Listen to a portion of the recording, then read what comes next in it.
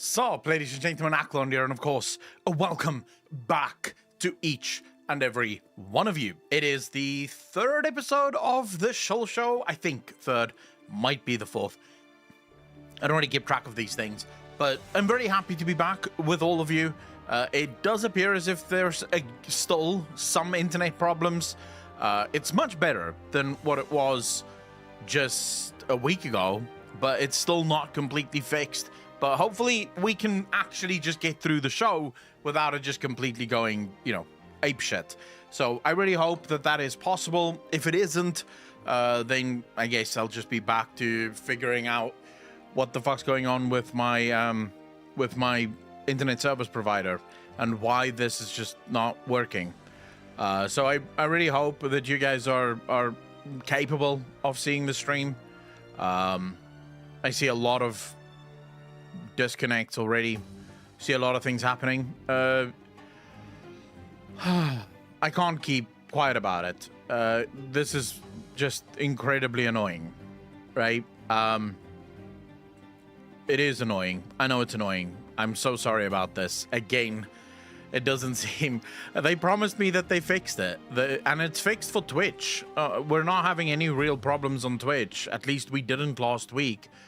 We were able to do, I think, 4 streams on Twitch with literally nothing going wrong.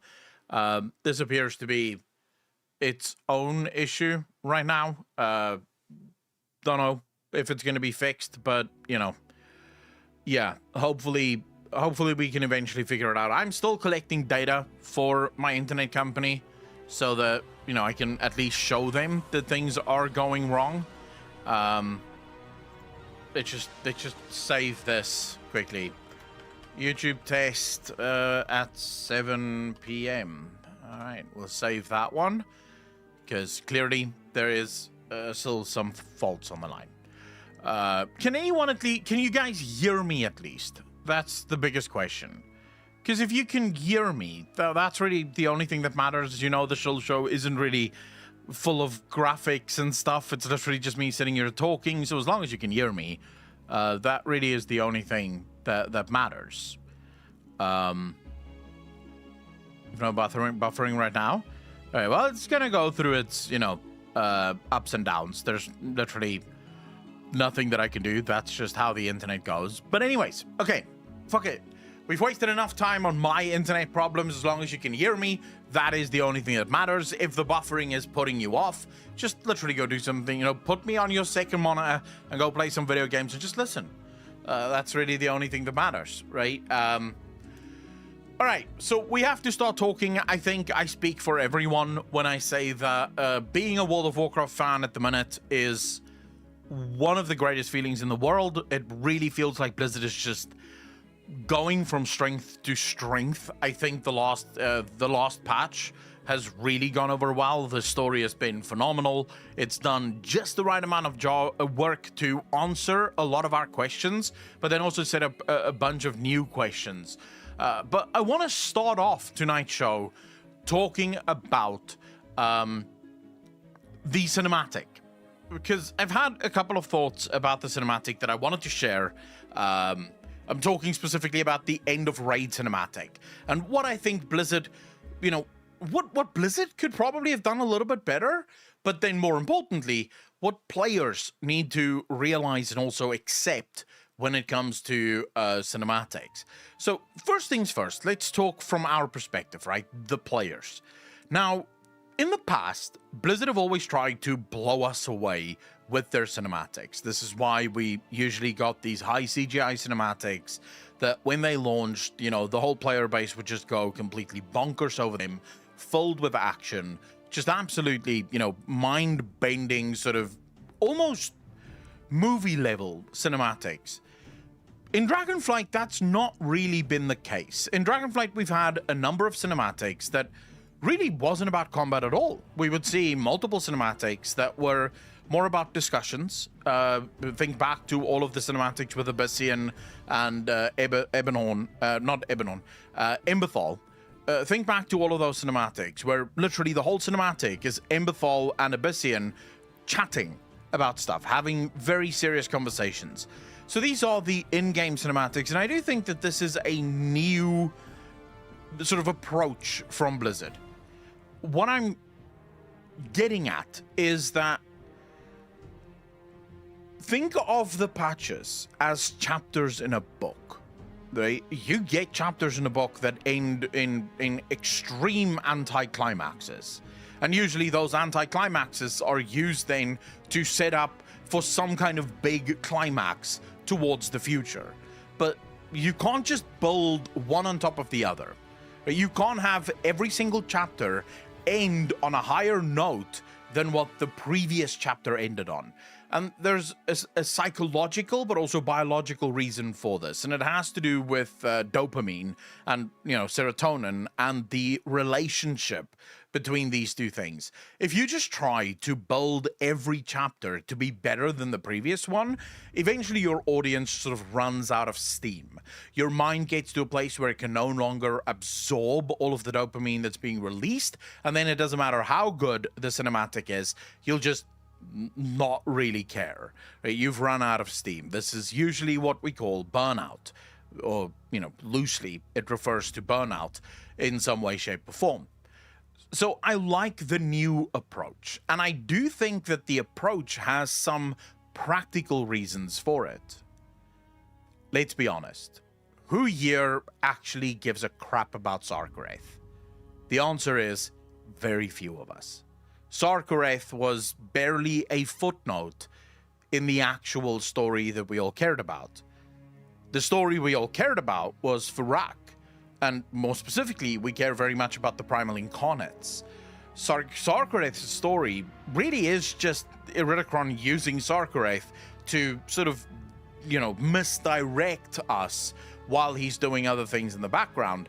And I do think that the cinematic most likely speaks to that. Sarkareth wasn't meant to be this giant character that blows everyone away. He was meant to be a very small character that was only really there to tell the story of the Drakthir, so that the Drakthir story, or at least this part of the Drakthir story, could come to a close. Now in this, I do think Blizzard sort of failed a little. I don't think Sarkareth should have been the end boss of the expansion. I think that was a big mistake from Blizzard right there, because with big bosses, we have always come to sort of rely on the big boss being a really important figurehead within the story. And I don't think Sarkareth really built up to that in any real meaningful sense. Sarkareth didn't do enough throughout his time being alive, so to speak, to make us hate him enough to really warrant him in that final boss sort of slot. I do think Naltharion would probably have been a better end boss here. We did see a Naltharion fight. The Naltharion visage form was there, and I think people would have been far more excited fighting Naltharion as the final boss, and maybe Sarkareth being one of the earlier bosses, or even just Sarkareth maybe escaping the raid, but that would have changed the story. I do think Blizzard is setting up for a much larger story, and I think from tomorrow onwards, we're probably going to see that story, or at least the beginnings of that story, with Chapter 7 opening up. So I wanted to take a few minutes just to maybe, if you're one of those people that really hated the last cinematic, and now you're all aboard the Blizzard is over train, even though everything in Dragonflight so far have been absolutely phenomenal, I don't think one cinematic really changes that. I do think that this is just a new direction for Blizzard. It is a direction where the patches are dealt or sort of treated more as chapters that form part of the whole book, rather than having to stand on their own and just be phenomenal, especially with the speed at which we're getting content. And obviously 10.1.5 is going to play a giant part in that. We already have announcements for 10.1.5. The Warlock announcement, the fact that Warlocks will now basically be playable by all races, I think that's huge. Obviously, there's been a lot of talk about that, and that really is the next thing, the next topic of discussion. Can all of the races that's been nominated or that's been announced, can they play Warlock? Now, the number of races that people have a very serious problem with would be the Lightforged Draenei, the Night Elves to some extent, and then also the Magor Orcs. Right, these are the three races that I think most people have some kind of problem with it. And to that, I would say there's a good chance that most people simply do not necessarily understand the nature of classes within World of Warcraft. So what is a Warlock? Like, at its core, what is a Warlock? It is a mortal, an individual, that started tapping into the forbidden arts of the Foul. The Foul, of course, comes from the Twisting Nether.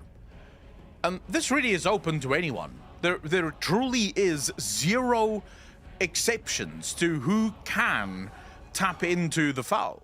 Anyone can do it. Most people don't do it because of the dangers attached to tapping into the Foul. The Foul, very much like void magic, is tainting. It's a tamestress, and the more you tap into it, the more it wants you to tap into it. The problem with that is, at some point, you may actually tap into it too much. And what happens then is the demons find an anchor within you through which they can enter our world. So Warlocks, from a lore perspective, your Warlock isn't just standing in the raid casting a bunch of spells. While your Warlock is casting all of these spells, your Warlock is also practicing immense mental sort of fortitude to try and keep the, shall we say, the allures of the Foul to a minimum. So it's constantly you're fighting back against what the Foul wants you to do. And this is something that literally any race can do. And the way that I look at it, so there's been a lot of people that sort of asked, Blizzard needs to put out a sort of quest chain that explains how some of these races, like the Lightforged, for example, like the Magor, how they would be using the Foul. I don't think Blizzard should. And the reason for it is RP.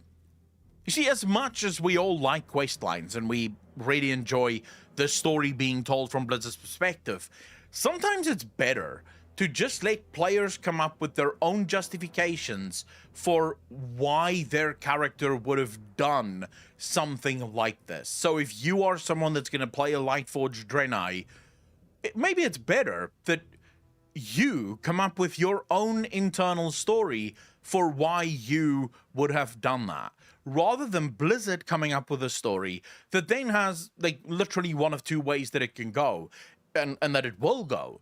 Some people will go, oh yeah, that makes sense, I'll play my Lightforged. Other people will go, I hate that story, I don't care, I'm not playing the Lightforged Warlock, right? Or I'm making my own rules up, I don't care about this. So sometimes I do think that it's better that Blizzard just sort of take a step back and say, right, we're going to give you this access. And I do think that access is better than no access.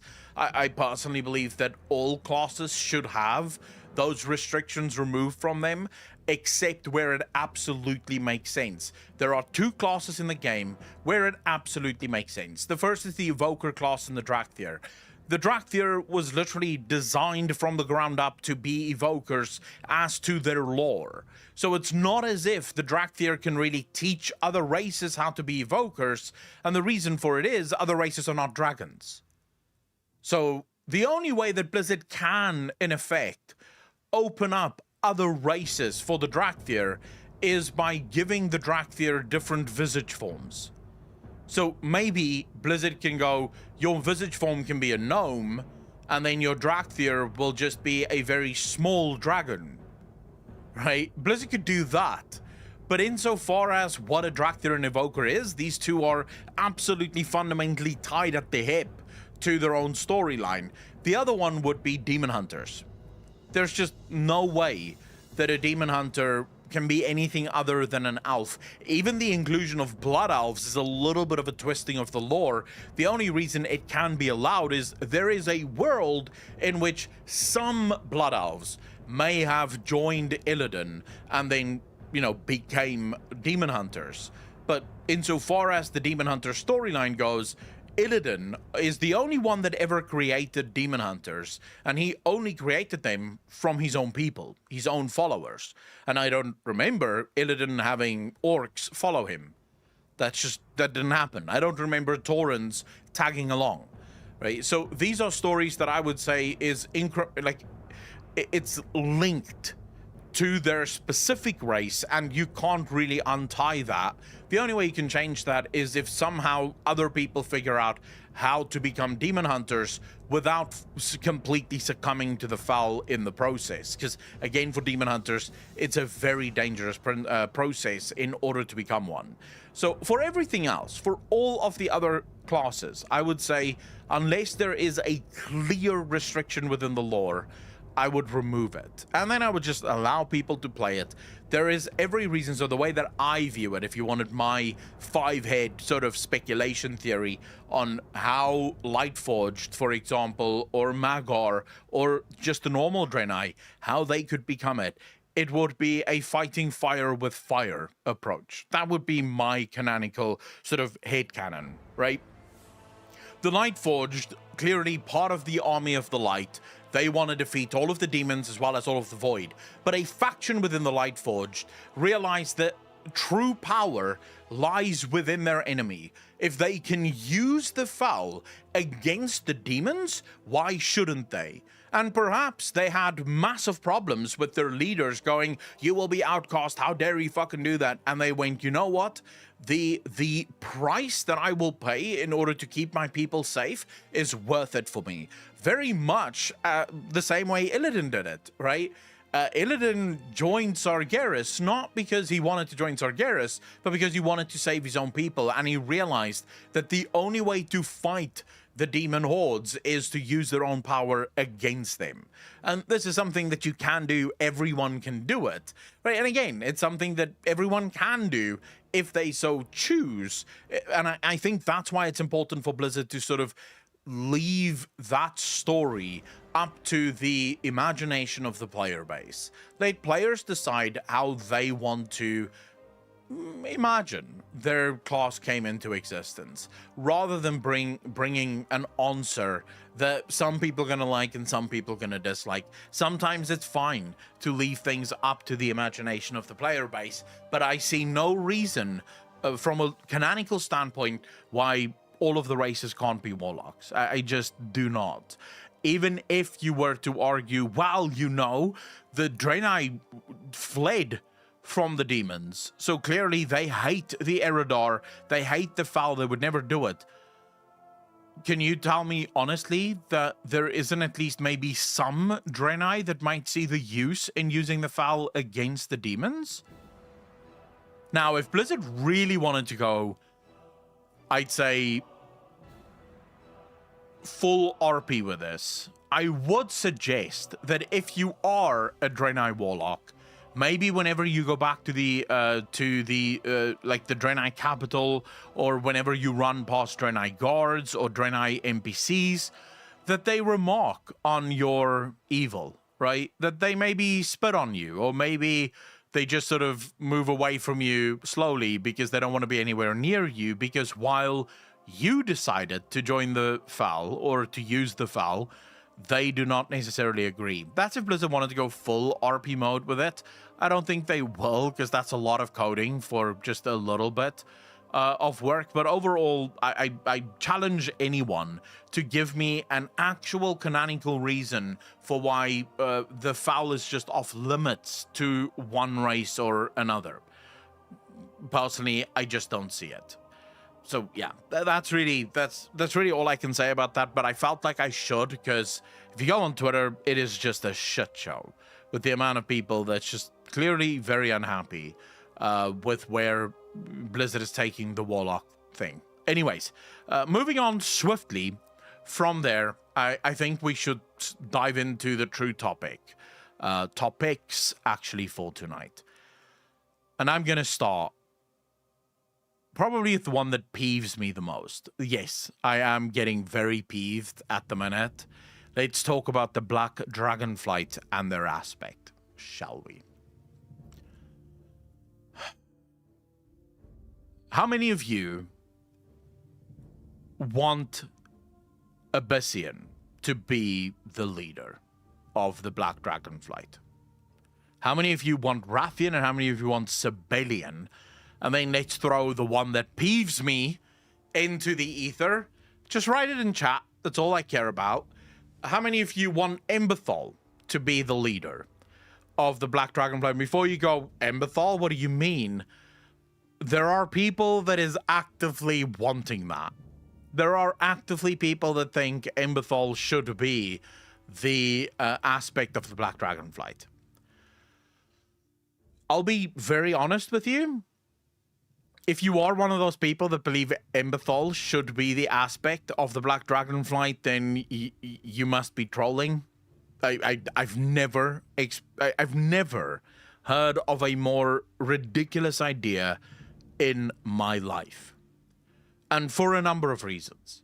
The first, and perhaps the main reason, is that Emberthal is not a dragon. She's Drakthir. There's a reason why they're not called dragons. They're called Drakthir.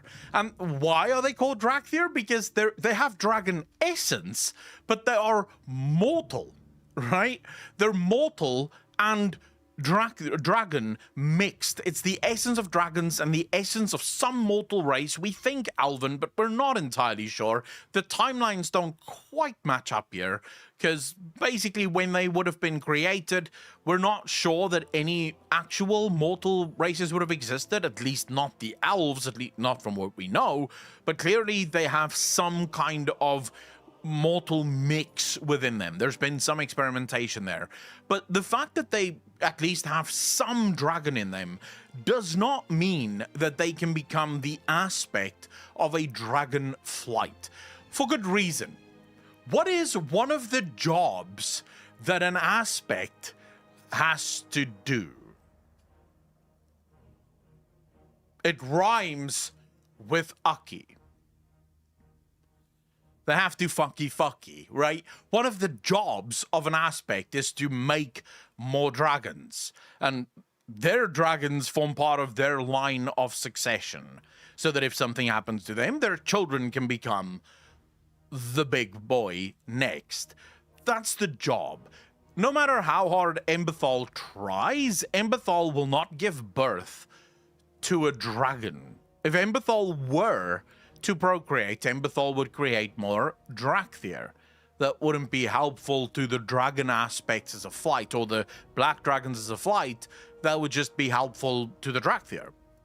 Emberthal does have her story, but her story is almost certainly not tied to that of the Black Dragonflight. And a huge part of this, and the reason I'm going to discuss this now, because it forms part of our second topic as well, and this is a good way to sort of shoehorn both of these into, we have to discuss what is an aspect, and more specifically, what is a flight. Because if we can sort of nail that down, I think it becomes far more clear as to why Emberthal can't be the aspect of the Black Dragonflight, but then more importantly, who should be the next aspect of the Black Dragonflight, and then what's going to happen to the Bronze Dragonflight after that. Sadly, from the lore, there's actually very little about this. We know how the aspects were created. That's explained in the Dawn of the Aspects, at least to some extent. We know their backstory. We're not exactly sure how the ritual works for the creation of the aspects. We know that there is a ritual, and this makes them aspects. What we don't know is the relationship between the aspect and their flight. This appears to just have never been explained. Now, I'm hopeful that in Dragonflight this will actually be explained, because from my read on the lore, right, if you look at Nalfarian falls to the old gods, and he takes almost his entire flight with him as he falls to the old gods. Like, as he descends into madness, his entire flight descends into this same madness. And what's interesting is how they never really escape it. Sibelian claims that he has never lost those whispers. Like, the whispers are very pronounced in Zaralak Cavern, but the whispers has been with him his entire life. So Nelfarian's madness truly influenced all of them. Even though Sibelian broke away from it, he could still not fully break away from it. So as Nixty, I am reading chat, but I'm recording this for podcast and Spotify as well, so I'm not responding to chat, but I'm reading what you guys are saying. I respond to chat after the show, so I'll get to chat after the show. But I am reaching everything you guys are saying. In my estimation, and this really, there are stories within WoW that does ignore that bit of it, so just keep in mind. I think aspects and their flights are inherently linked to one another. So the way I look at it is the flight gains its power from its aspect, and the aspect gains its power from the flight.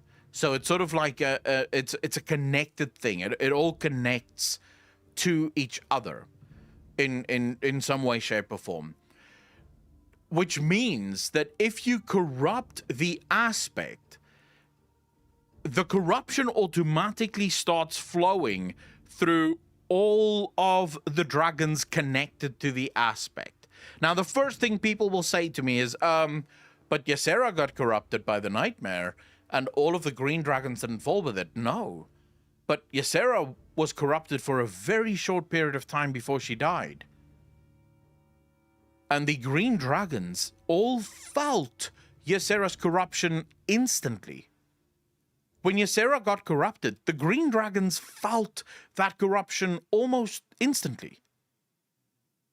So if Ysera stayed alive for longer, there's a good chance that that corruption would slowly start moving through all of the green dragons, and eventually all of the green dragons would have become dragons of the nightmare. Slowly but surely, this would have occurred. Malygos, by the way, same thing happened. As Malygos descended into madness, most of the blue dragons started following him. The only saving grace is that Malygos was never actually corrupted. He just fell into madness, and the majority of blue dragons followed him within this madness. So there is enough precedent to show a level of connection between an aspect and its flight. This suggests that whatever weaknesses the aspect brings, or the potential aspect brings to the flight will start inheriting these exact weaknesses as things play out and as things go on.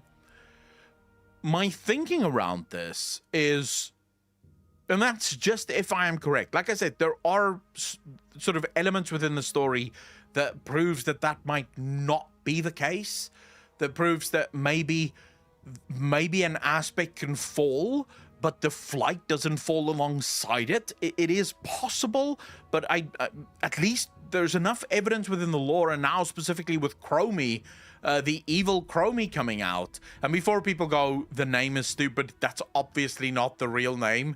That was a joke. And now everyone's just sort of running off the joke. But that's obviously not the real name. We'll see Chromie in her true evil form at some point, but it's gonna take some time. Let's wait for 10.1.5 to come out. But the fact that Chromie falls as like she joins the Infinite Flight suggests that I might not be wrong, because Chromie is very aware that Nosdormu falls and becomes Morazond, and she actually says, "I will save you. I will not stop trying to save you." So it's clear that Chromie doesn't want to join the Infinite Flight. She has no intention of joining the Infinite Flight, and yet the dungeon suggests she does. She absolutely does. And I think that leans a little bit more to my theory that they're so interconnected that one falls to corruption, it automatically starts pulling all of the others towards that exact corruption point, and eventually the whole flight becomes sort of a shadow of its former self. Now let's go through the 3 dragons of the Black Flight that could potentially be the leaders. We have Rathian, we have Sibelian, and then we have Abyssian. Rathian and Sibelian seem to both suffer from the same arrogance that Nalfarian had. That arrogance of, it is my job to take care of everything. I need to stop everything bad from happening. It's my job to do that. That's literally why Nalfarian fell. Instead of turning to his brothers and sisters and saying, hey, there's something really bad going on, I need your help, he took it all upon himself. And he was going to be the one to sort this out. And as a result of that, as the powers that was threatening the dragons started mounting, Nalfarian just kept diving into darker and darker and deeper things, rather than just taking that step back and saying, maybe it's not the end of the world. Maybe I can ask for help. Rathian and Sibelian have the exact same problem. They just do not ask for help. They keep rushing into instances that they have no business in being alone, and then that sort of screws them over in a very real way, which to me, at least, suggests they are not fit. Rathian has a whole nother problem, his age. He is simply too young, as far as I can tell, to be the aspect of the Black Dragonflight. Not to mention the fact that Rathian brings literally no other Black Dragons with him. There's no one that really follows Rathian. The Black Dragons that we see right now, they're all friends of Sibelian. But we've already discussed Sibelian is just too arrogant. Sibelian will literally go the same route as his father. This leaves one clear option, and that's Abyssian. Of all 3 of them, he is the only one that displays no arrogance. He's also the only one that really appears to care about the flight as a whole, and not just about himself or the role that he can play within the flight. And before people say that they can see a 3-way split, I just explained why that would be nigh impossible. There's no evidence within the game of you having a council-style leadership. That's not how aspecthood works. It's not like the war chief of the Horde or the king of the Alliance. That's not how it works, right? A king is just a king because everyone said you are the king, right? Or by line of succession. But the king does not derive the power from his subjects, and the subjects does not gain their goals in life from the king.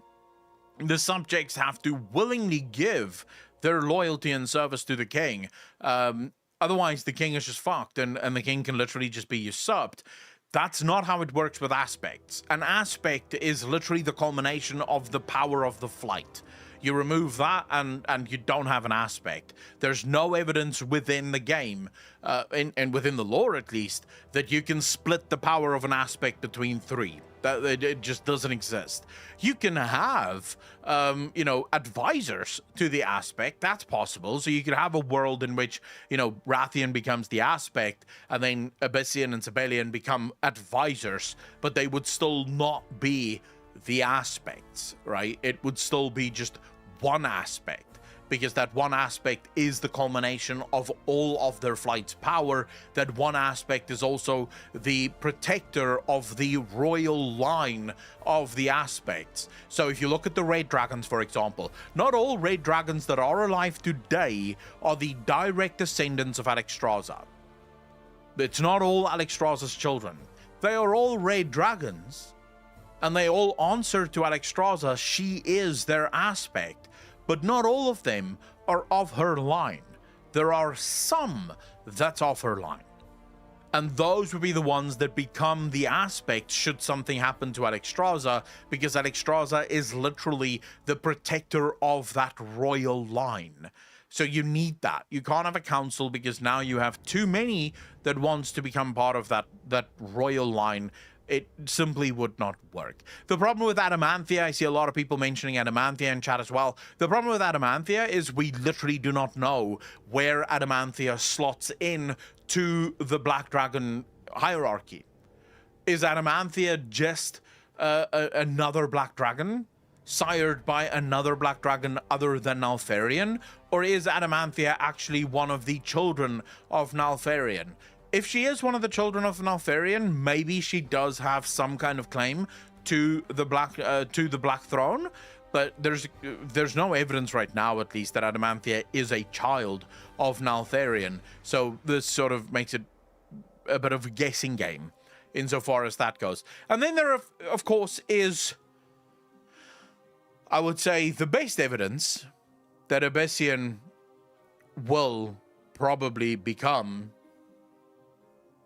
the leader of the Black Dragons. In Tain 1.5, you gain power by pledging loyalty to either Nosdormu or what appears to be a Black Dragon. So there's literally two icons. The one icon is very clearly Nosdormu. The other icon is very clearly a Black Dragon, but the icon has a nose ring. Last time I checked, neither Sibelian or Rathian have a nose ring. It's only Abyssian that have this giant ring in his nose, and that is literally the icon. It's a Black Dragon with a nose ring. So it might be that Blizzard have already decided that Abyssian is going to be the Black Dragon aspect, and I think that's also what the story has been pointing towards. Blizzard have done a good job of sort of leading you down this path, especially now in Tain 1, where we consistently see Rathian and Sibelian just not be capable of doing the job. And it might actually be that Blizzard have just decided, yeah, you know, we want Abyssian. He makes the most sense as being the Black Dragon aspect. And also he seems to be the only one that will not repeat the cycle of Nalfarian. So I personally think it's going to be Abyssian. I would be very interested to know, if it isn't, how Blizzard is going to swing it. It could also just be that Blizzard is playing games right now, and the reason that icon is the icon, because I should say this, because a lot of people will just immediately go up in arms about this. Nosdormu makes sense of being the one that you pledge your allegiance to and then getting power from him, him being the icon.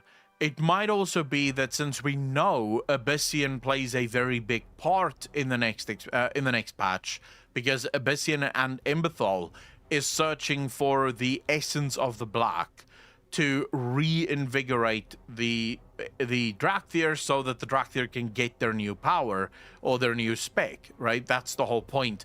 So it might just be that Abyssian's icon is there, but he's not yet been crowned as the aspect. He's just the one that you coincidentally deal with for the Black Dragons, since I don't think Rathian and Sibelian is going to play that big of a role. They've made no effort to help Emberthal otherwise, right? So I don't think they're going to be part of helping, at least not right off the bat, maybe a little bit later on. So it is possible that this is just a whole misdirect, or maybe we're just reading more into it than what is actually there.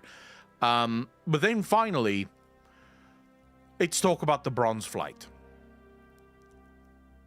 How many of you in chat right now, or listening on Spotify, or maybe listening on YouTube later on, how many of you think that Nosdormu, that we will be able to stop Nosdormu from turning into Morozond? How many of you think that is possible?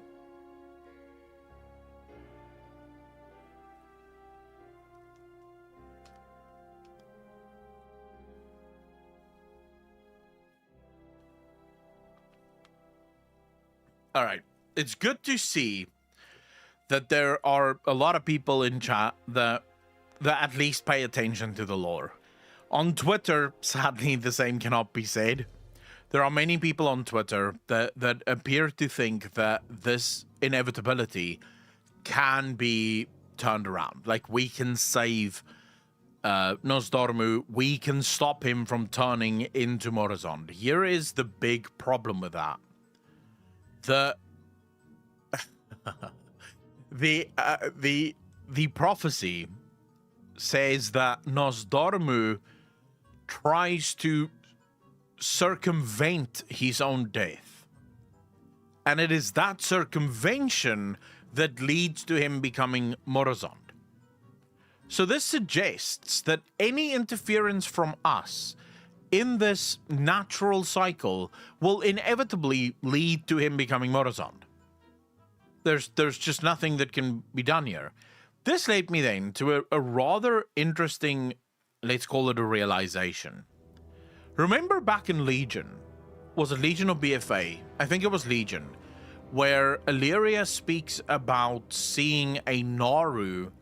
Was it Illyria? It may actually have been the other one, the guy that was teaching her how to control the void. But they were talking about how a Naru turned to the void, became a void Naru. And how the only time they have ever seen that happen appears to be when mortals are involved. So somehow our mortal involvement can turn beings from whatever path they chose into these more questionable beings, shall we call it. That may actually be it. Our interference in Nosdormu's story is what ultimately turns him into Morozond.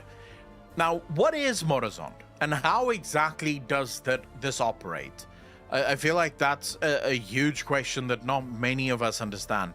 The truth is, we've only ever seen Morozond once, and not even in our timeline. We only saw Morozond in the End Time dungeon, which was a different timeline. Morozond has never shown his face in our timeline.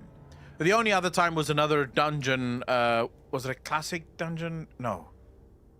TBC? No. What dungeon was it? It was classic. The fucking trees and the different portals opening up. That was the only other time that we saw Morozond, and again, it wasn't in our timeline. It wasn't our timeline. It was its own timeline. So we have only ever seen Morozond in different timelines. This made me wonder why. Why is Morozond not in our timeline? What stops Morozond from reaching our timeline?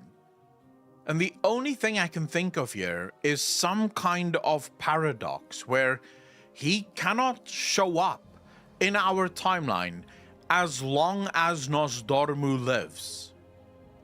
So somehow the timelines are preventing the two from actually meeting. So this might mean that Nosdormu has also never had a chance to actually speak to Morozond on any level, because Morozond and Nosdormu cannot exist in the same timeline. It would be some kind of paradox, right? That just means that they cannot see each other.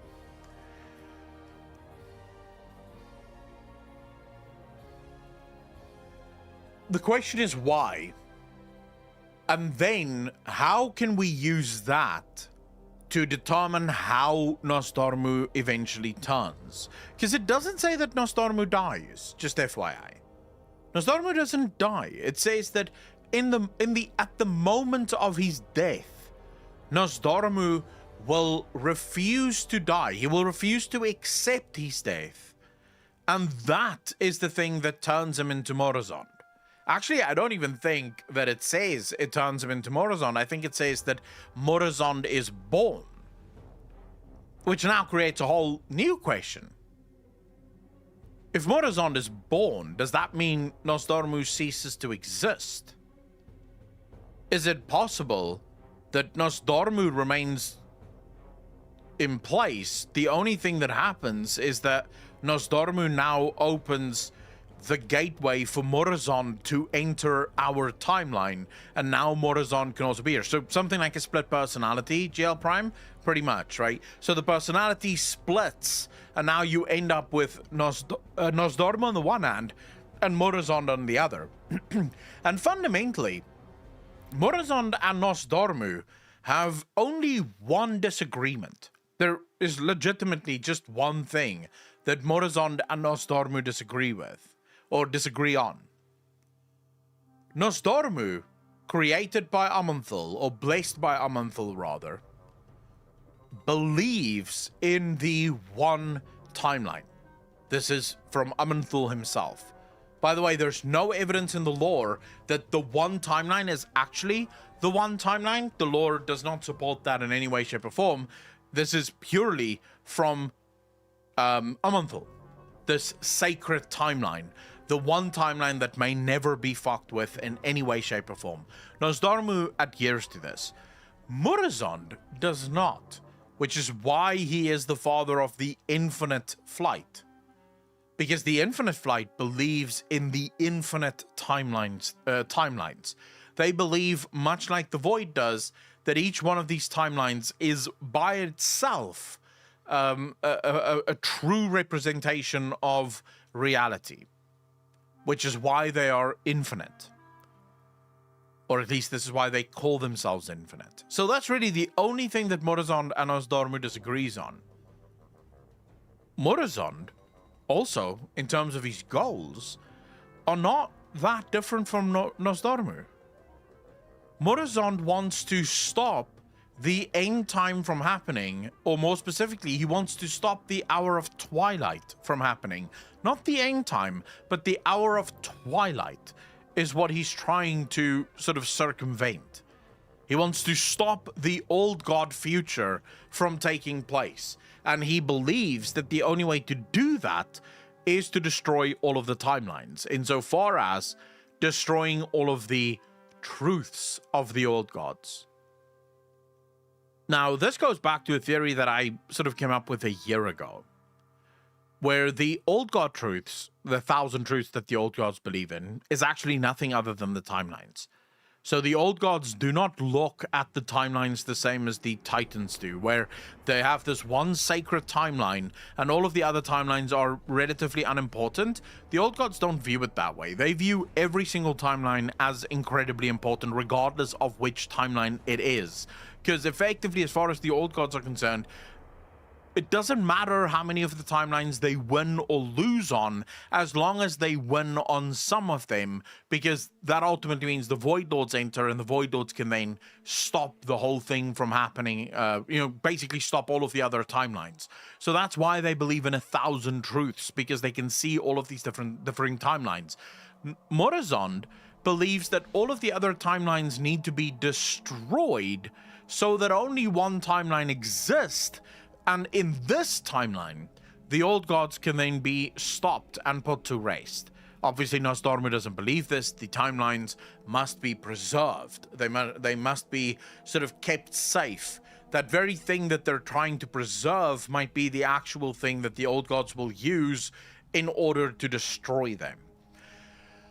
Now, we're obviously going to learn about the bronze, most likely a lot more about the Black Dragonflight in patch 10.15. And I think 10.15, even without us knowing anything about 10.15 yet, I'm already super excited for it. Because it feels like... it's a very dangerous patch. And I do think we should end the night talking about that patch. It's already marching into very dangerous territory because it's timey-wimey. And there are very few games that do timey-wimey stuff right. The problem with timey-wimey stuff is it can very quickly start breaking things down. And it can also very quickly sort of become almost ridiculous in a way. That's the biggest problem I think with timey-wimey stuff. And I'm seriously like interested to see how Blizzard deals with these timey-wimey things. Is Blizzard going to treat the timey-wimey stuff as instanced? In other words, it doesn't affect the rest of the story? Because that can work. You can absolutely make that work, where all of the timey-wimey stuff is in its own little box, and that box has very little influence on the outside world. If you want to do that, there's nothing wrong with it. It's probably the safest way to do it.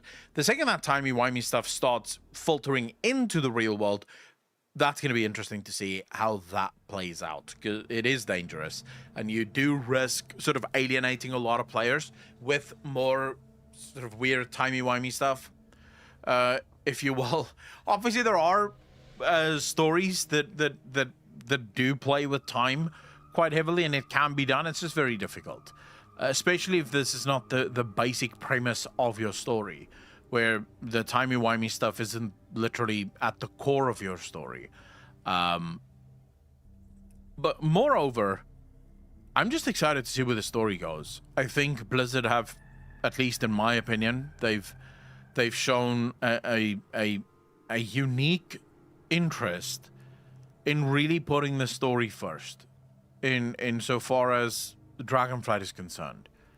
The story appears to be respected for the first time ever, which is really good news. You guys know this has been one of my biggest complaints with World of Warcraft, has been the just absolute disregard that Blizzard have had for the story. In previous years, where, you know, I know World of Warcraft is a gameplay first game. I fully respect that. You know, I play World of Warcraft and I know that that's how it works, and I would never change that. But when gameplay sort of gets, when gameplay starts shitting over the lore and we lose lore because of gameplay, that gets on my tits, right? It annoys me to no end, because it's almost always because of mistakes Blizzard themselves make, where they paint themselves into a corner, and instead of just treating it with respect, they just go, screw it, we'll just do something else next time. So I'm really hoping that Dragonflight is what the future of World of Warcraft is, where it appears as if the lore is a lot more respected. It really feels like the lore team and the rest of the game team is actually finally communicating with each other. Like, there's actual conversations that's taking place, where the lore team isn't just being informed, hey, we have a new raid and dungeon coming up, make lore, but where the lore team is going, right, so here's the lore, make content for the lore, because this is where we're taking the story now. And Blizzard overall seems to be far more interested in going, yeah, sure, this sounds really cool. You know, we're seeing the lore play a huge part in the sort of 0.7 patches. We see the lore now playing a huge part in the 0.5 patches. And even in the full patches, we do see the lore taking a more front or center stage position. So I'm excited for that. Gameplay wise, you know, I don't do a lot of raids. I basically play hyper casually, and I'm having fun. My predictions, because we always have to do a few predictions at least. Tier, you guys have seen Dark Tier, right? So Dark Tier, in my opinion, that's how we get Tier back in our timeline. We're going to kill that Tier, cleanse his soul, then bring his soul back and place his soul within the construct that is currently waiting. That's how I believe that we're getting Tier back in our timeline. I don't know where else tier would be on our timeline. We've never had any evidence that there is a tier or a vault where the keeper's souls go when they die. I mean, there's nothing about that anywhere in the story. So that's the only way I see Tier coming back. Tier coming back presents a sort of bittersweetness for me. Before, I kind of didn't mind Tier. Now I genuinely don't like Tier. Because I know that they lied to us. Not only did they lie to us, but they basically called us idiots. Tier and Odin. They think we're morons. That we just don't know anything. And that pisses me off to no end, right? I don't like that. I don't like the fact that we're being underestimated by these keepers that keep getting their asses handed to them. You know, they keep losing. We keep having to save them, but somehow we're the morons. Somehow we can't be trusted with the truth.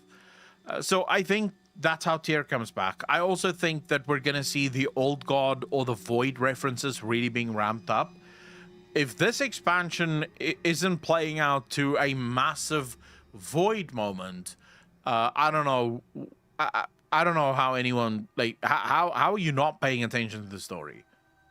There's been so many references to the Void. The Void seems to be so intricately tied to the storyline in this expansion that I genuinely don't see how anyone can look at the current story and not go, yeah, we're getting some Void shenanigans soon. Anyways, I that's the end of the planned show. So I'm going to throw it over to chat. Remember, if you're watching this or listening to this over on Spotify and you want to be part of the conversation, best way to do this is just join the live stream. But yeah, I'd love to go over to chat and hear what you guys have to say. Michael, first and foremost, thank you so much for the SEK 100. I'm not sure how much that is, but I appreciate the super chat nonetheless. I noticed that Neltharion appeared to me up to no good even before his fall. I suspect that he was never good to begin with. No.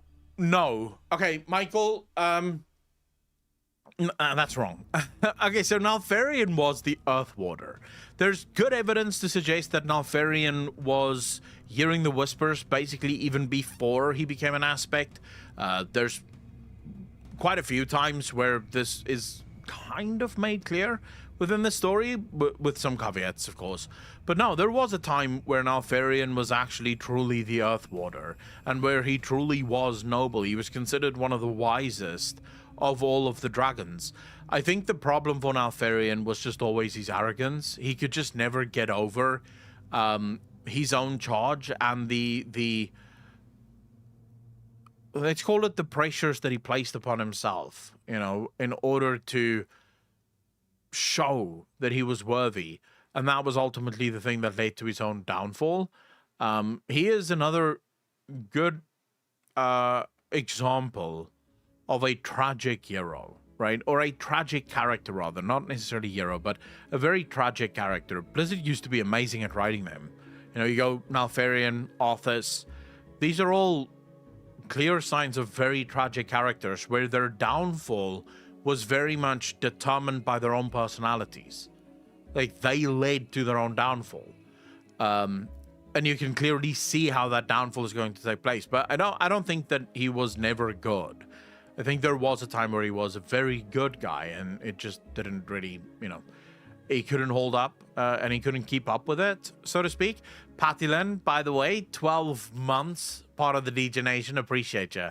Thank you. Hearts in chat, ladies and gentlemen. Yo, Akko, can we get a vid or a stream segment at some point where you design your ideal expansion, disregarding all existing ones, like raid, story, character zone, etc.? Adam, I mean, I'd be happy to attempt that, but I think that could take a very, very long time.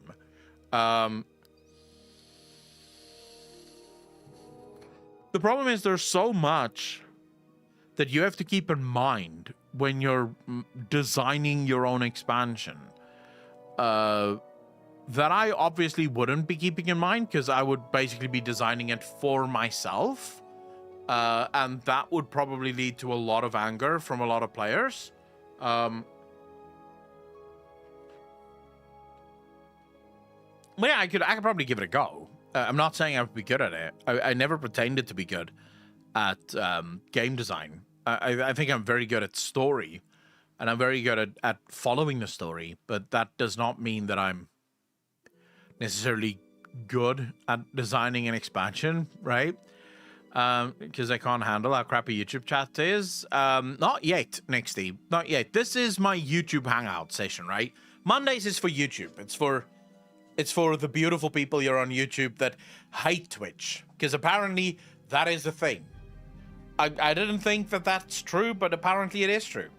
There are people on YouTube that don't like Twitch, and I want to hang out with those people as well. You know, I want to be able to hang out with those viewers as well, and I feel like YouTube is the best place for that. Far be it for me to tell you guys what you can and can't do. I'm starting to think that the old gods were imprisoned before Y'Shaarj died, and Y'Shaarj wasn't ripped out and killed by the Titans, but he got free and left for Accolonn with his heretic followers. So the only problem with that would be the Well of Eternity, right? The Well of Eternity is literally where he was in the in Azeroth, and what else could have created that well, if not Y'Shaarj? The whole imprisonment thing, it's possible, but again, well, him leaving would not leave that big of a crater, right? Would it? I don't know. Zafarak, you're very, very welcome. Well, why would it? He wouldn't violently rip himself out. And also, what you're talking about is the old gods appear to be sort of just flesh. I don't even think it would be possible for them to rip themselves out of a place, especially with how large they are. I think that would be super difficult to do. And how deep their corruption goes, like how deep their bodies burrow into the earth. It would be nigh impossible to lift themselves up from there. It's more possible that their essence is tied. So when he got killed, his essence moved to Accolonn. And this is currently my theory. My current theory is that every single one of the old gods that had quote unquote died, their souls are tied to the oath stones. So the oath stones that they're now seeking to sort of reinvigorate so that the aspects can get their powers back, those oath stones are actually the key to opening the way to the Void Lords, because those oath stones have been corrupted by the old god essence. As we killed them one by one, their essence went to one of those oath stones. That's my current theory. And Y'Shaarj may actually still be alive, but he could be the one that's on Accolonn. And of course, we know that Accolonn is sort of sealed off, so it wouldn't be really possible for the other old gods to go to Accolonn because of the Umbra Veil that currently exists there. So that would be my read on it, at least. I don't know how he would remove himself from Azeroth. We still haven't been told what the lies the Titan told us about the battles of our past were. Apparently it's all lies, which would change a lot of things. So the Titans lied about literally just about everything, because we have now found out that the Black Empire was in fact not what the Titans had told us it was. It was something else. We don't quite know what that something else is, but it was definitely something else. We also know that everything that we see right now that has been created by the Titans may not in fact have been created by the Titans, but instead may have been ordered by the Titans. And the old gods quite simply may have been ordered by the Titans, but have originally been created by the old gods. And again, you would never know, because the Titans have no word for creation and ordered. Their word is the same thing. They believe everything is ordered and then is created, regardless of whether or not they actually created the thing that they ordered. So yeah, I would say right now I trust the Titans about as far as I can throw them, which, but based on their size, isn't far. You think the Titans would do a better job exterminatus a planet, but they didn't exterminatus. I don't think they wanted to. God of War, what's your theory, bro? So Martin, I mean, there's no evidence of the aspects having mothers except for Marithra, which obviously Ysera is her mother, but the other ones, as far as we know, do not have mothers. There's no evidence within any of the books even of that. You know, read Dawn of the Aspects. There's no mention of their mothers in any way, shape, or form. Also, the way in which Nalfarian spoke to Adamanthia suggests that she definitely did not have any position of authority over him, even as his mother. He spoke to her more like a slave or a servant rather than someone that he gave a fuck about. Mickey, how you doing? Hey, Accolonn, long-time lurker here. I have a little theory for you. What if Galakrond ate an old god? I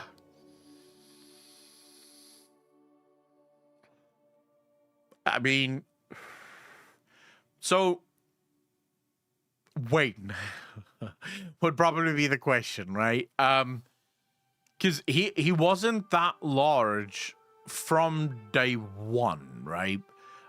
His size only became a thing after he was already corrupted. So he would have had to eat the old god after he had already become relatively powerful and relatively large.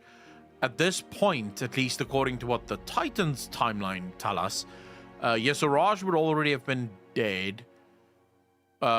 Most of the old gods would have either been imprisoned already or would have been in the process of being imprisoned.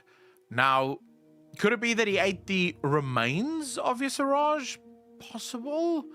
Again, the keepers don't really give us any information. The keepers now claim that he drank from the corrupted waters of the Ruby Life Pools. So the Ruby Life Pool's waters were corrupted by Yogg-Saron, and that's what he drank. And then he became Galakrond. But that also doesn't make a whole lot of sense, because you now have to start asking yourself, but how does he get decay powers when he drinks from the corrupted waters of Yogg-Saron, an old god from the void? Wouldn't he then have received void power? Right? If he was drinking from corrupted waters, wouldn't that be void power rather than... Because there was no evidence in any of the toolkits of Galakrond that he had any power over the void or any void magic, so to speak of. The power he had was very much decay. Now, this is where we get into... So, Lord... The problem is, yes, Yogg-Saron calls himself the god of death, right? And this has been a serious point of contention within lore speculators like myself and like many of you. Because how can a creature of the void be the god of death? Especially since very few of Yogg-Saron's powers had anything to do with death. They were mostly void powers. So this is sort of what's going on there, right? But again, we do see creatures influenced by the void that do seem to have some powers, like Gahun, for example, being able to resurrect and turn the trolls into blood trolls and basically have an army of zombies. So it is possible, but it's definitely questionable, shall we say. Unless we go to my new favorite theory, and this is just complete hate canon because we have zero evidence for any of this. We're told by the Titans that the how do I even begin this? When Azeroth was a young little a young little girl, and Azeroth was just sleeping, napping as a little baby. At some point, Azeroth got thirsty. She went to the fridge. She opened the fridge, but the light in the fridge was broken. So she couldn't see what she was, drinking. But she was thirsty, and she reached and she grabbed a can of something. And it just so happened to be the realm of spirit. And she just downed the whole thing. And suddenly spirit was just gone. There was no more spirit on Azeroth. And that's, why there's no spirit lord on Azeroth and also no spirit elementals on Azeroth. Sad times, but, she was thirsty. So that should happen. Of course, at some point, I don't know if someone left the door open or, maybe the window open, but decay or the elemental power of decay, that realm also took its shit and just fucked off. just gone, right? No one knows. The Titans do not even mention that. Like, where is the elemental lord of decay? Where are the elements of decay? It is an element in World of Warcraft. You look at the Titans' own map shows that decay is some kind of element. All of the other elements have elements within it, elemental lords within it, except for spirit and decay, which also coincidentally happens to be the one was drank by Azeroth, the other one never even mentioned. So my new favorite theory is that what if Azeroth didn't do this at all? What if the old gods, when they first arrived on Azeroth, what if they tapped into the realms of spirit and they absorbed all of spirit, which would immediately explain how they got the ability to gift life, the gift of flesh. That ability comes from their absorption of the element of spirit. That's how they got that ability to create flesh, as it were. And what then if Yogg-Saron absorbed decay? And this is why he refers to himself as the god of death, because he has dominion over decay as a resulting factor of absorbing all of the decay on Azeroth. And this is why on Azeroth we see no spirit elementals, we see no spirit lord, but we also see no decay elementals or decay lord, because they've both been absorbed. This would explain things, as far as I'm concerned, a lot better than the Titans explanation, which is spirit was absorbed by Azeroth and yada yada the decay bit. You don't need...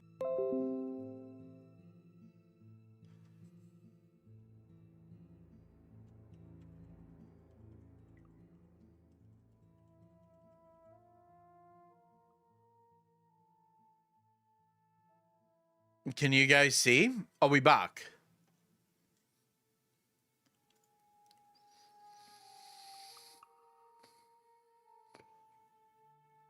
All right. All right. As I was saying, Lord Cthulhu, I see that you're saying you have a theory. You're more than welcome to share it, but don't share your theory line by line by line. I'm not going to follow that. There's no way that I will follow your whole theory. There's just no chance. So if you want to share it, you know, share it in one cohesive thought. And hopefully I see it. It's not easy. There's a lot of chat going on, and I obviously want to give everyone a chance to have their question answered. What if Iridacron is the rock they threw in Galakron's throat, and he is just mad?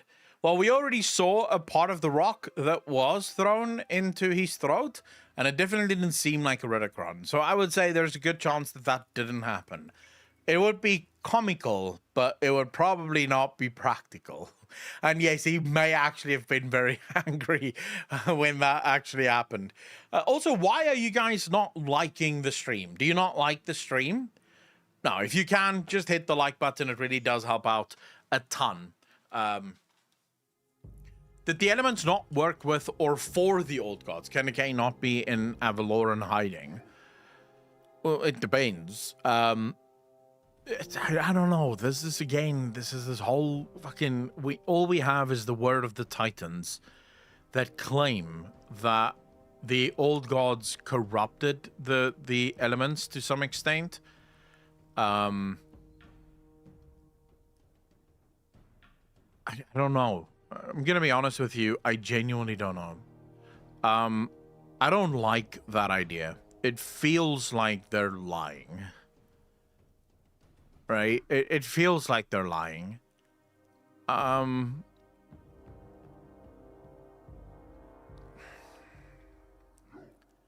It's hard.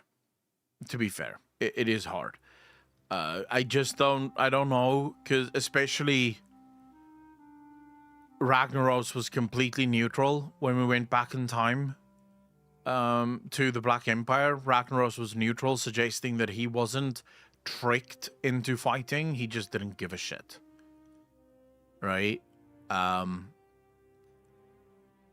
That's at least my theory on it right now. Angelique, how you doing? is because the chat blocks all the buttons. How does it block the buttons? What do you mean? My theory is Void is weak in death, or weak in death since... Wait. Void is weak in death or weak in death. I don't know how that makes sense, but I'll try and make sense of the rest of it. Since a lot of Void-related beings have soul-catching, soul-eating, soul-warding descriptors...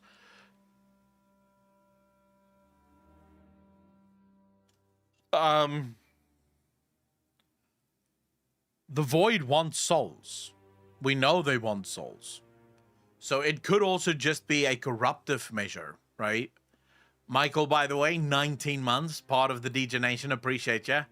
Thank you, fam. I don't know if the... I don't know if the Titans are just massive life support. So the way I'm looking at it currently is... I think the Titans took power that did not belong to them. And for this, I'm gonna have to fucking show you guys something. On the map. I didn't think I was gonna bring up a map today, but here we are once again. Bringing up maps and shit.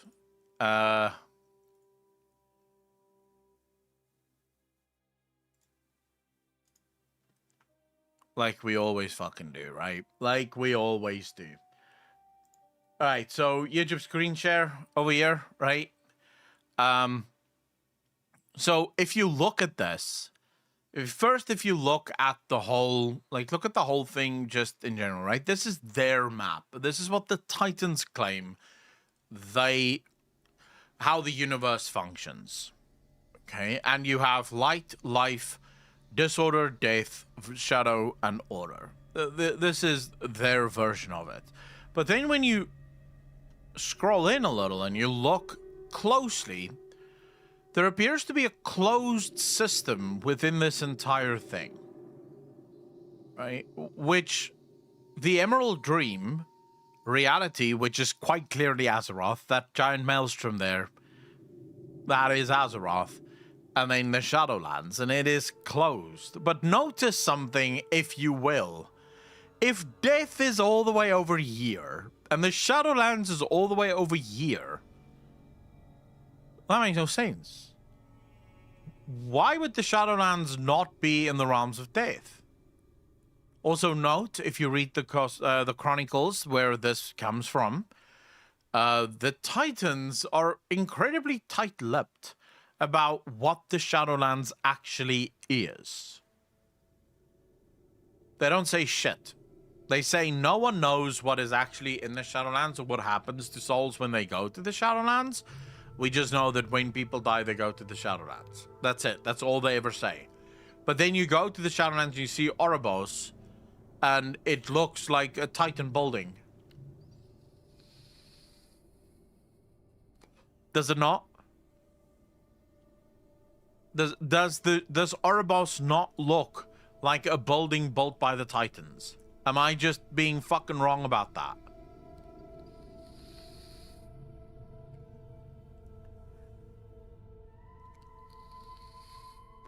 The Dick Tower, yeah. So I'm gonna treat you guys to one of my famous Twitch paintings. Right? I'm famous for them. I'm very good in paint. I'm not actually, but I like doing this in paint because it helps paint a picture. So you have the original universe. Let's do this, right? That's the original creation. Whatever that creation may be doesn't really matter. So the way it would work is original over here, and this is basically our current theory. I have to start at the beginning. In the beginning, there were two forces according to the brokers. Force 1 and Force 2. These are the two forces according to the brokers. The brokers then say that they don't know anything about Force 2. They only know about Force 1. This is the only force that they are aware of is Force 1. So Force 2 is over here just chilling, doing its own thing. No one has a fucking clue what it's up to. But Force 1, according to the brokers, right? So Force number 1, according to the brokers, eventually becomes 2 forces. Then they see Force 1 actually becoming 3 forces. And finally, they see it becoming 6 forces. Right? So now you have the 6 forces of our galaxy. Don't pay attention to the connections here. It's not important.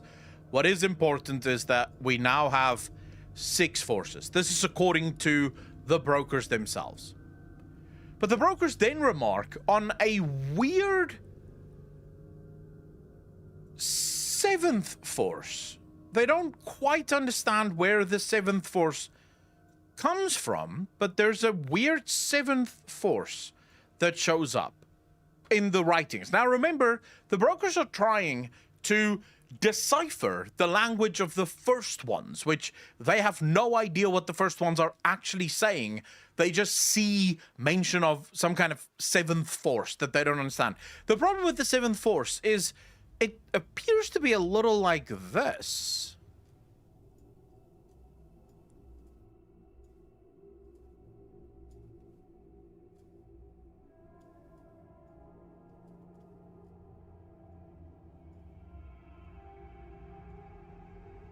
This is what it appears to be.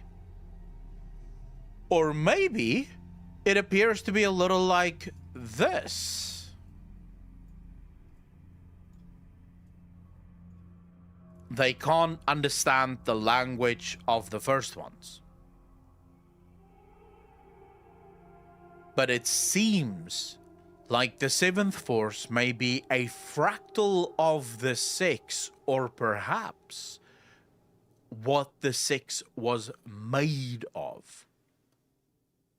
So the 6 forces was made of the 1 force, the 7th, in their opinion.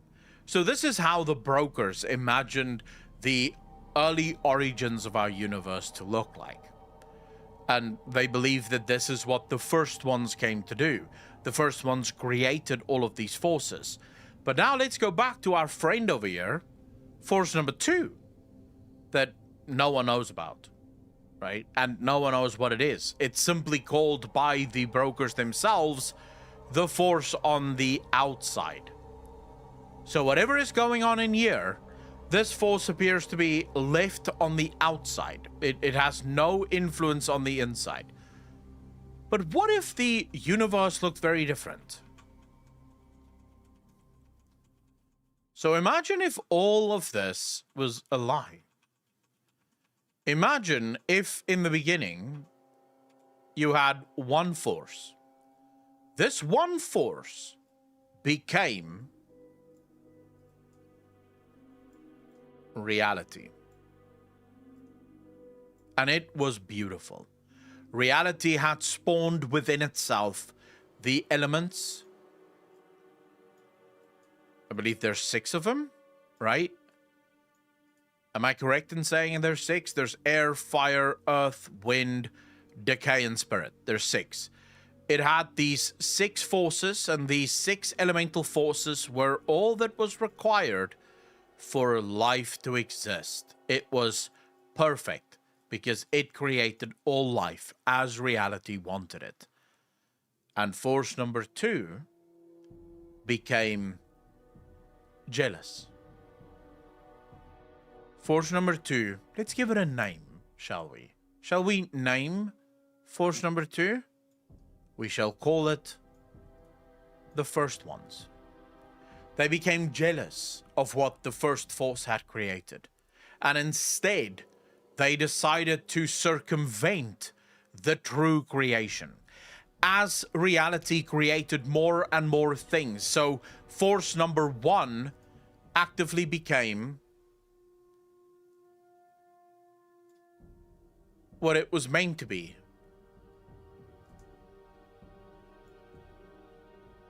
Oh my god. No, no, no, no, no. What am I doing?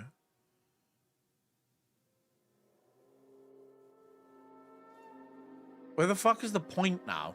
I've lost it, boys. We'll just go with this. That's not what I want. Where's the thing that I just fucking used?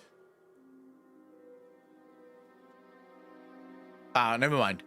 As light, right? This became light? No, I need that thing. I'm gonna have to fucking do so much work now. But never mind. So that became light. That became decay. Or disorder. That became death. This became shadow. This became order. And this became life, right? And this was the true connection. It was the actual connection of things. So you have life, you have disorder, you have death, you have shadow, you have order, and then you have life, right?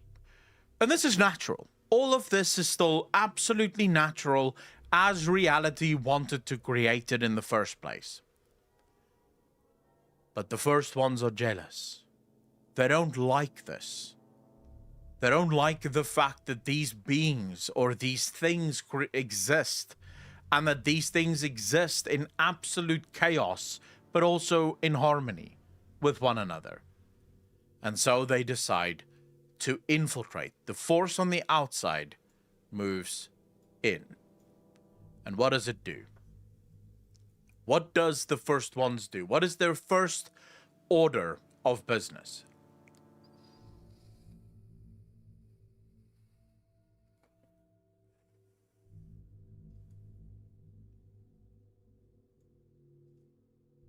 I'll give you guys a hint.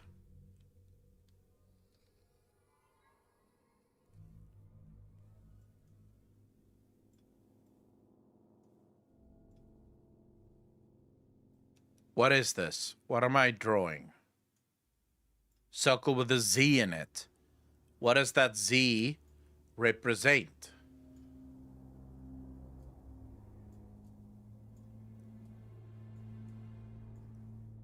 Zeroth realms. This other force creates the Zeroth realms. These Zeroth realms move into each of these natural realms. Their job, take it over and order it. Bring order to this universe. It creates the Titans. It creates the Eternal Ones. It creates the very beings that we see right now. But there's a problem. The Zeroth realms don't function very well in two of these zones. It functions very poorly within disorder and very poorly within shadow, due to the creation of the nature of these realms. Everything the Zeroth realm tries to create within disorder to order it turns out demonic. It becomes corrupted because of the disorder within the realm. These beings are simply corrupted. Eventually, the realm itself corrupts the Zeroth realm within it. The same happens to the Zeroth realm of Shadow. Because of how the Shadow realm functions, it corrupts its Zeroth realm. Now the Titans, the creations of the first ones, are getting scared. They are starting to realize that all of the other realms are rejecting the gifts of the first ones. So what do we do now? These realms will simply not allow themselves to be ordered. Well, maybe, just maybe, we can put a stop to this. So now we step in. First thing we do, we can't change reality. Reality exists. It's Azeroth, right? And Azeroth is just gonna always be there. So we can't change reality. That's just what it is. And we can't really remove the elemental realms, but we can imprison them, and that's what we did. We made nice elemental planes, and we imprisoned them within their elemental realms so that they can do their thing. They have to exist because without them, life would not exist. But, you know, that's it. But we need to exclude all of these other cosmological powers from our system in order to keep the system of the first ones operating and functioning. We need to remove them. So, first things first, we put a nice veil around the whole thing, right? We encapsulate it within its own veil. Within this veil, we then create the Emerald Dream. We don't create it, we simply order it. The Emerald Dream obviously belongs to Azeroth herself. It is her dream. And we create the Shadowlands. And we make this entire thing a closed loop.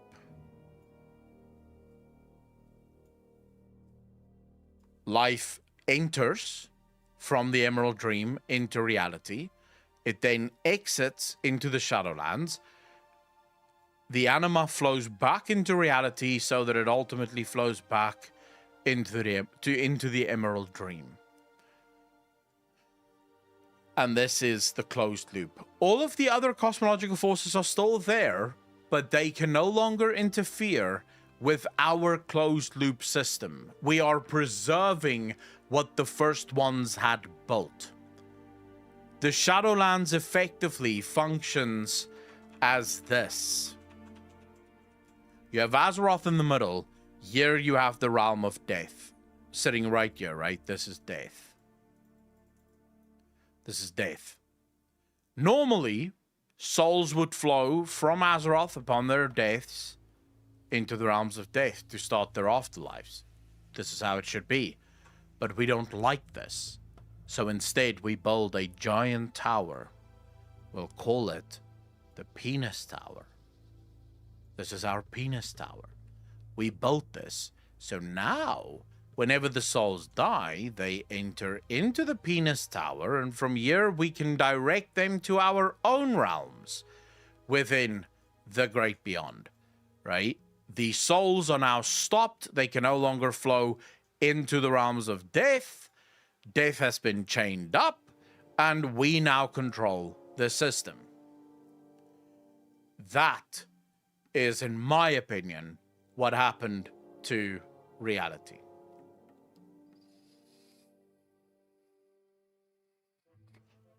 Does that make sense? That's my theory of why the universe doesn't make a whole lot of sense at the minute.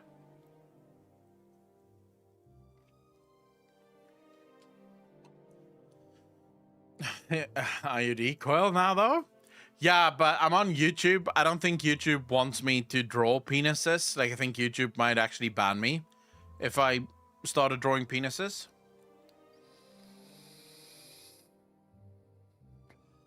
The Emerald Dream is kind of like the testicles, where things are created and then it's spewed out of the penis, the shaft that is the Shadowlands. It's effectively how it works.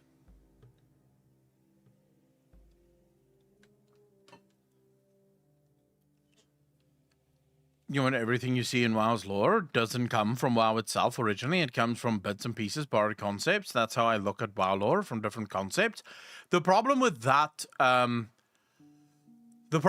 theory or with that viewpoint, Digitmark, is it's going to become very difficult for you to differentiate between WoW lore and whatever other lore you're using, because a lot of people fall into this trap with WoW, and it's actually quite frustrating.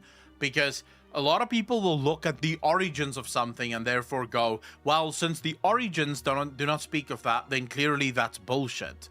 And it's like, well, no, because the origins were simply used as inspiration for the thing that now exists. It doesn't mean that the thing that now exists must also adhere to the origins of it. We had this discussion 2 weeks ago.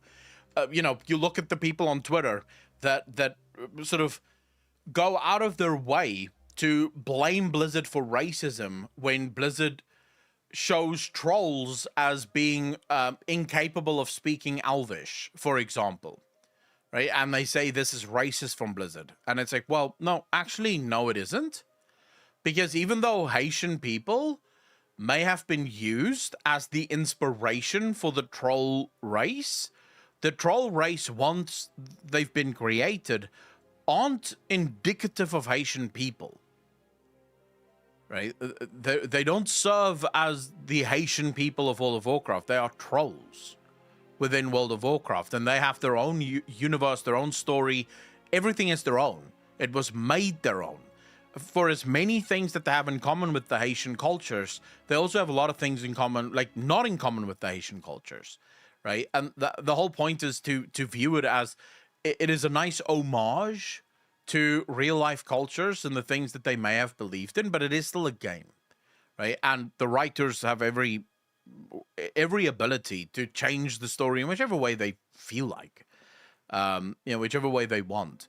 So I would be careful with doing. I'm not saying that's what you're doing. I'm just saying it's easy to lead to a place where you're trying to see things in the lore that isn't actually there, because you're trying to compare the World of Warcraft element to its real life counterpart, when its real life counterpart really was just the inspiration for the thing existing in the game. It isn't the thing that now exists within the game. So yeah. Well, sad to say, but they start that bullshit. People just won't reflect their culture in games, so they're sensitive asses. Don't sue them. So the problem with that is, I don't know if any writer can actually invent their own culture out of nothing. Think about trying to do that. Like, you could invent an entirely new culture by just using bits and pieces from like a bunch of cultures, but you're still just using bits and pieces from different cultures. Imagine having to, like, just quickly close your eyes and try to imagine this. Try to imagine a culture that doesn't have anything in common with any other culture on Earth. Like, just try to do that for 2 seconds. Think about that. It's impossible. It's quite frankly impossible to invent something out of quite literally nothing. Right? It can't really be done. So at the end of the day, you're almost always going to have to borrow. The only problem is that if you keep making a big deal of people just trying to tell stories in a video game, and you try to equate that to some kind of real life thing, you're going to make it impossible for people to actually create good stories within games, because they're constantly going to have to think to themselves, but like, what story do I need to tell so as to not offend anyone? And that is impossible as well. You cannot tell a story that isn't going to offend someone, especially since most people these days just want to be offended by something.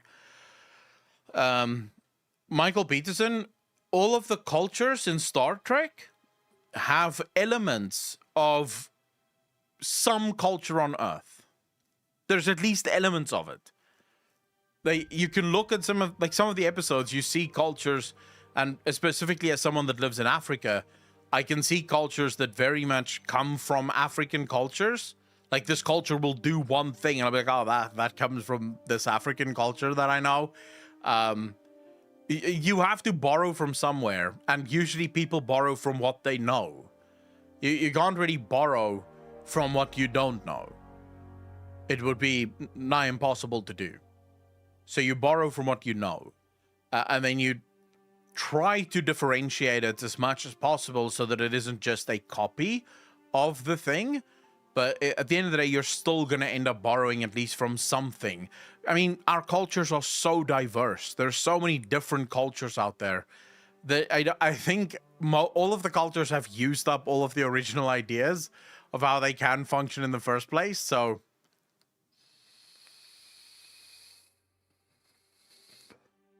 then something else true. The Roman Empire was a stand-in for the USSR. You can borrow a copy, just don't make it a caricature. Well, the problem is, again, with caricature, it's usually very much in the eye of the beholder, right? Because At what point does it stop being borrowed and become a caricature? If you ask 10 different people that question, you're going to get 10 different answers. So it again just becomes very difficult, because some people will say just dressing up in, Chinese attire, for example, is cultural appropriation. Other people will say, well, actually, it's a celebration of the culture. You have two different opinions here. And even within that, how much do you have to dress up in Chinese garb in order for it to become appropriation? If I just wore the hat, would that be Chinese appropriation, or would that be fine? I'm just not allowed to wear a hat and also the sandals, right? It's going to differ from person to person. The best way to do it is just to go, well, fuck it, right? I'm just going to tell good stories, and that's it. And if someone gets offended, that's their problem. It's not really my problem, because offense is very rarely given. It's more often just taken. Otherwise, it'll be harder to relate. Sky, you actually touch on probably the most important reason why we do this. You cannot tell a story if it's unrelatable, right? If there's nothing for us to relate to, that story becomes untellable. Because why would I care? By basing it on things that we know about, it's easier for us to relate to the thing. It becomes much harder if you're doing something that we have no idea how to relate to this fundamental concept. So your story's just never really going to work. So most Star Trek cultures are very one-sided, not well thought out, with something stupid to make them stick out. Multi-episode cultures, like the Bajarans, for instance, feel real. Yeah, but I mean, if you're just creating a culture for one episode because you have this really cool story that you want to tell, then you don't really have the time to dive into the nitty-gritty bits of it. So, yeah. Game of Thrones was based on the War of the Roses. It's a story that most people know, so it was just always going to have some kind of link to real life.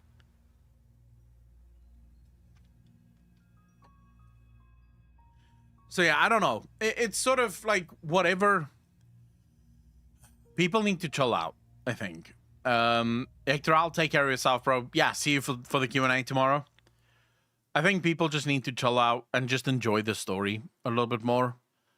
I realize that's asking way too much from the WoW player base. Because these days it appears like everyone is just looking for a reason to get upset at Blizzard for something. It really feels like that. It feels like everyone's just looking for an excuse to get really fucking mad.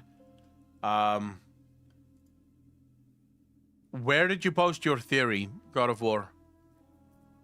Also, apparently, Grateful Dead influences made its way into Game of Thrones story. If so, that would have happened months ago.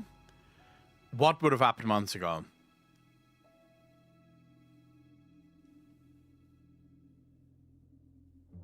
I mean, you can look at every single great story that we've ever had, and you will pretty much always find the same tropes playing itself out. That's because those tropes work.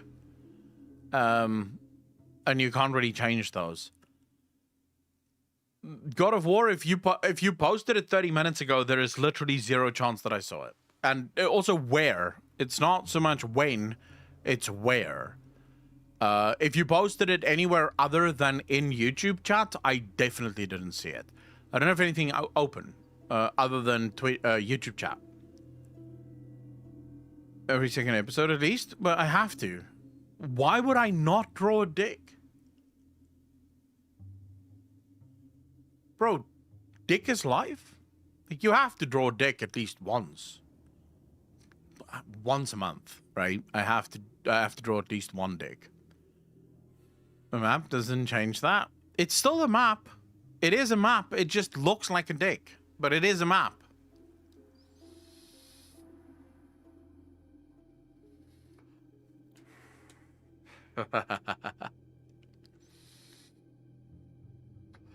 You have to like dicks, bro.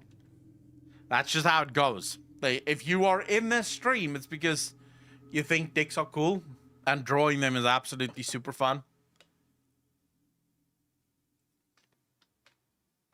Connor, what's my thoughts on Elune? Fuck, bro, I have no idea.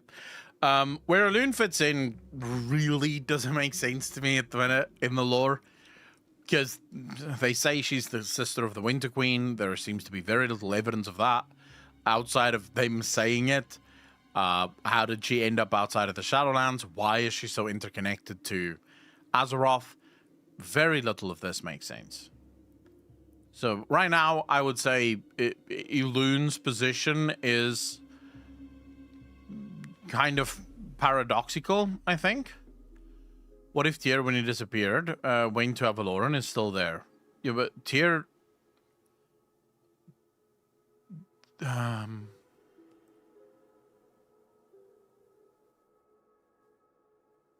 Tyr is dead.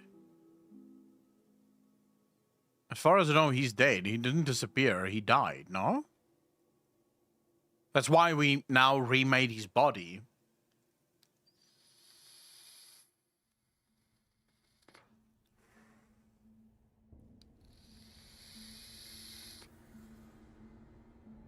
Digit, of course, we all prefer cute girls. But your dick is still part of that equation, which still makes the dick important.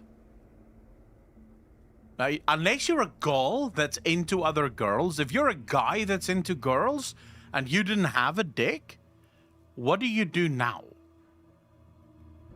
Right? You still need the dick, bro. That's why the dick comes first. It's life. You need it. So you can like girls and their big weapons, that's perfectly fine, but the dick still comes first. I'm pretending he's not. Cesius, what am I not seeing? Could Elune be Xal'atath? No, again, Xal'atath appears to be very much linked to the Void. Elune's only link to the Void is the fact that she is the moon goddess. That's not strong enough, I think. At least not right now. I don't think it's strong enough. Is he Corpse or the Spirit Healer? Yeah, he's just like waddling around on the other side. What if you're a girl? What if you're a girl and into girls? Well, then you don't need a dick, do you? You have other ways of making of having fun. You chat as shit, and not all the messages are shown half the time. I can't even see my own messages until I refresh. So if you want to see all the messages Abaddon, you have to switch to live chat instead of top chat. YouTube seems to think that they can filter out messages and only show top chat. So you have to go to live chat for that. Oh, I saw the amazing Accolonn names. But I don't give a fuck. Right? My name is Accolonn. I like my name. I think it's a pretty cool name. I've had it for years. So it works just fine. I don't need any other suggestions for names. Oh. All right, chat. I think I'm going to see you guys tomorrow for the Q&A. Remember, if you have any questions about the lore, that happens tomorrow. Even though we did do a mini Q&A, but that's fine because I like hanging out, so it's cool. But if you want like actual questions answered tomorrow, 7 p.m., so same time as this, over on Twitch, you jump into Discord, you ask your question in the Q&A section, and then you jump into voice chat, and we can have whatever conversation you want about the lore. So if you have massive theories that you wish to share, that's where you can do that. And I'd be very, very interested to hear what you guys come up with, especially now with all the shit that we came into with World of Warcraft and where the story is going. It's going to be super exciting. I think tomorrow's Q&A is going to be huge, actually. So I'm really looking forward to that. I hope you guys enjoyed the Shill show, episode 3 or 4 or whatever episode it is right now. I really hope that you guys enjoyed it. I'll be back next Monday, same time, same place as always. Throughout the week, obviously, you'll get to see all of the Q&As and all those videos as normal. But yeah, the massive lore drops and stuff will continue next Monday. And yeah, I really hope that you guys enjoy it. Ladies and gentlemen, as always, be kind to each other, be good to each other, and I will see all of you in the next one. Peace out, fam.